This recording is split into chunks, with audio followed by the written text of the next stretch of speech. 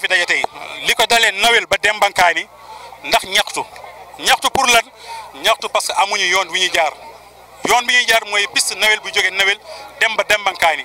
piste bi latérite la 2003 lañ ko defar ba léegi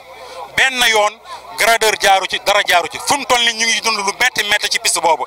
gis nañ ay nit accidenté dee gis nañ ay oto yu yàqu gis nañ ay oto yu daanu saa su nee tamit dañuy gis ay jigéen yu war a wasin ñu teg leen ci charrette parce que amuñu fu ñu leen yóbbu wasin jibin buy matu ñu teg ko ci charrette war ko yóbbu ci poste santé muy yéeg ci charrette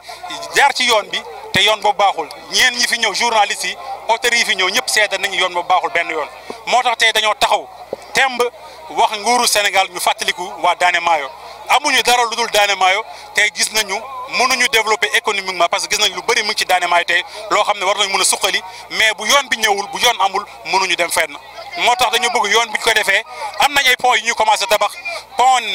ñaari at pont bu dul pare piste wala ouvrage boo xam ne dañ ko programme 96 ba léegi kenn mënu ko defar moo tax yooyu yëpp bëgg nañu nguur gi mu jublu ci mu fàttali ko ñun tamit waa Daane Maayo ci Sénégal lañ bokk suñu gëdd la ñuy laaj gis nañu yenn bërëb yoo xam ne ay bu ma mënee mën naa wax ni fukki junni nit ñoo fa nekk yóbbu nañ fa ay tali ba bu àgg ci biir ay kër gis nañu aussi buñ ko bëggul wax même ba ci biir kër yoo ay tool ñu yóbbu piste ba ci loolu parce que ay kilifa ñoo moom tool yooyu lu tax ñun waa Daane Maayo nga xam ne njaboote dañoo njabooti lu bare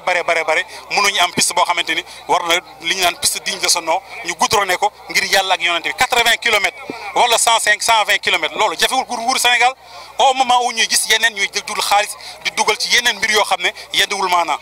loo xam ne nii nit ñi seen bakkan da ciy xaj li ñuy laaj loolu la moo tax aussi gis nañu ci gox bi ñu nekk sécurité amu fi dara buñ ko waxee léeg-léeg ñu reetaan ñu parce que sécurité bu ñu fiy gis lenn mooy douanier di guddi génn poste gendarmerie benn moo fi nekk mooy bu woone personnel bi motul poste police amu fi brigade sapeur pompier amu fi lu fi xew foog ngeen xaar